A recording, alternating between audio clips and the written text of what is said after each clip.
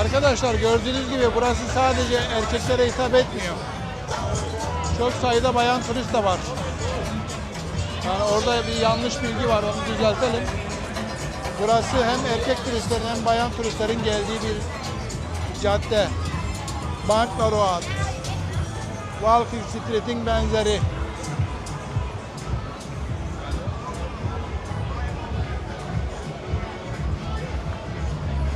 Şu an sakin zamanı. Yeni açıldı sayılır.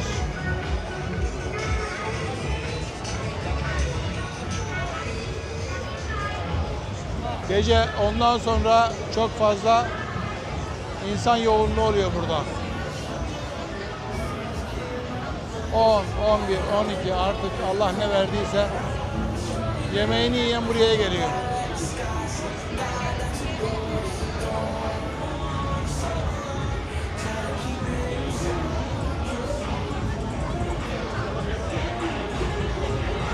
Bankla Walking Street yazıyor bakın karşıda.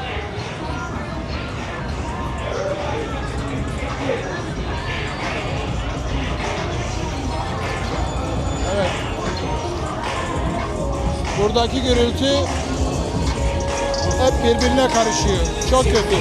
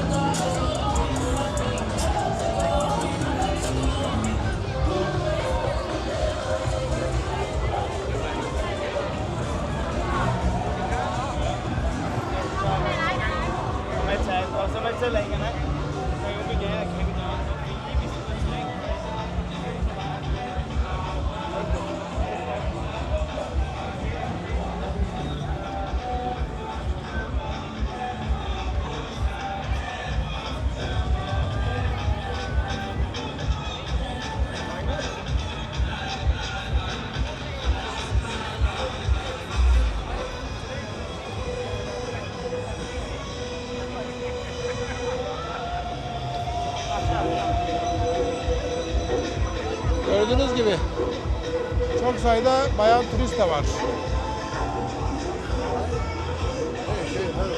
Yani insanlar buraya bir defa geliyor. Sokağın bir ucundan bir ucuna yürüyor.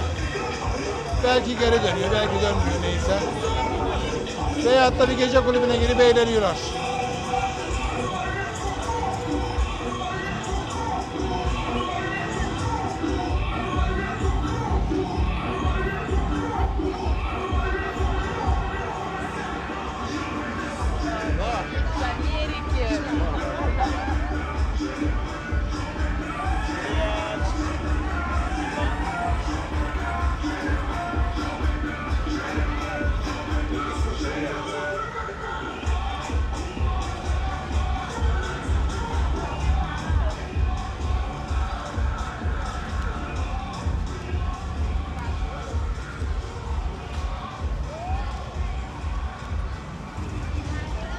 Ve sokağın sonuna geldik. İşte bu kadar. 300 metre, belki de 250 metre.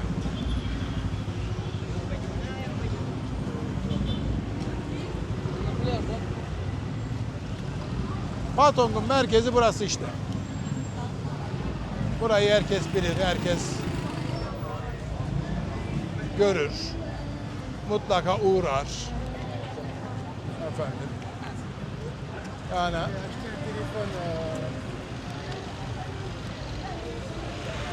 burada bir pastane var.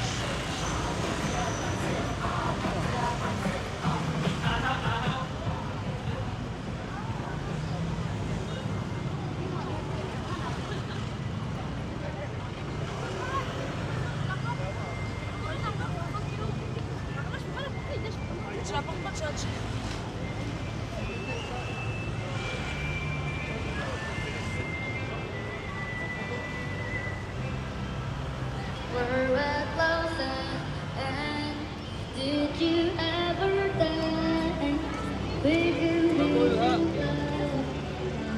proper future and the air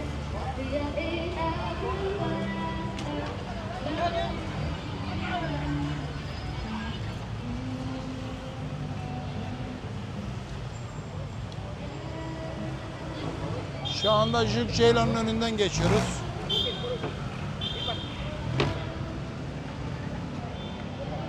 Ünlü alışveriş merkezi buranın. Karşısı da alışveriş merkezi. Central Patong. Dediğim gibi burası tam merkez, tam.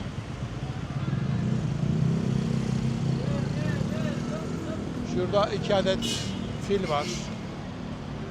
Anne fil, yavru fil. Buranın simgesi de fildir zaten. Tayland'ın simgesi.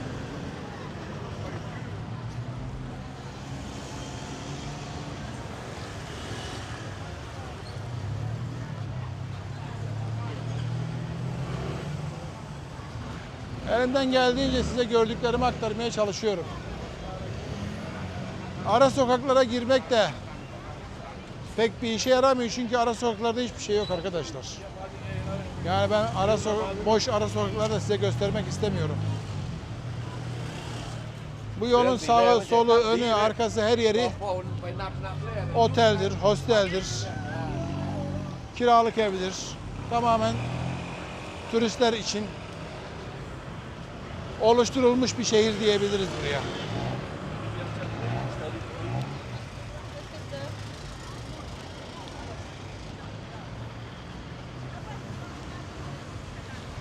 Patok bölgesinde 5 yıldızlı otel de var. Hostel de var. 7-8 kişinin aynı odada yattığı hostel de var.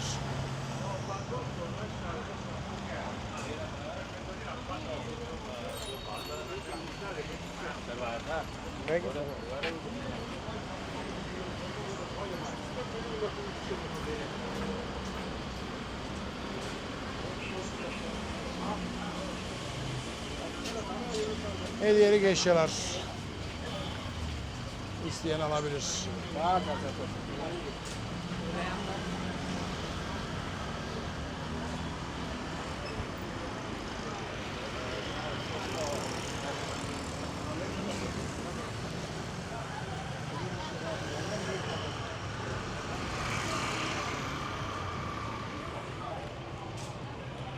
Burada dikkatimi çeken şeylerden birisi de arkadaşlar, sokaklarda neredeyse hiç polis görmedim. Hiç.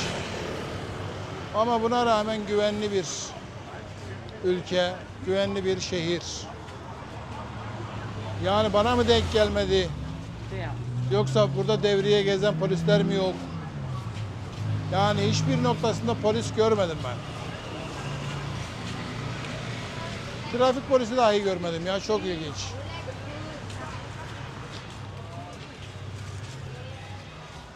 Suç oranının en düşük olduğu ülkelerden birisidir Tayland. Herhalde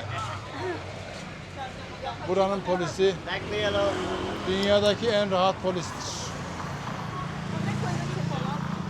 Neyse arkadaşlar, gecesini gündüzünü göstermeye çalıştık. Daha doğrusu bu videoda hep geceyi gösterdik de diğer videolarında gündüzler de var yani. İzleyebilirsiniz.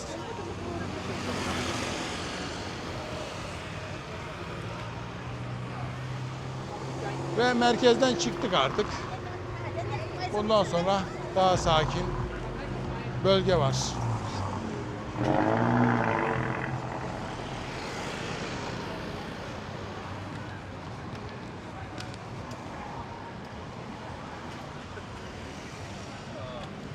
Hindistan cevizi görüyorum, karpuz görüyorum, nar görüyorum, ejder meyvesi görüyorum. Görüyorum da görüyorum yani. Avokado var. 70 baht. Yani büyük bir bardak karışık meyve 70 baht.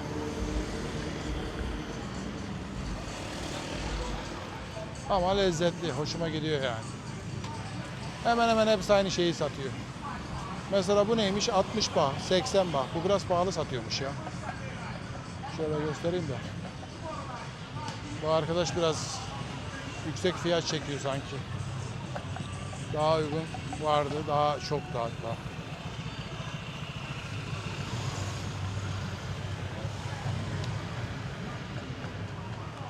Peki burada kapatalım artık. Bundan sonrası pek görülecek bir yer yok.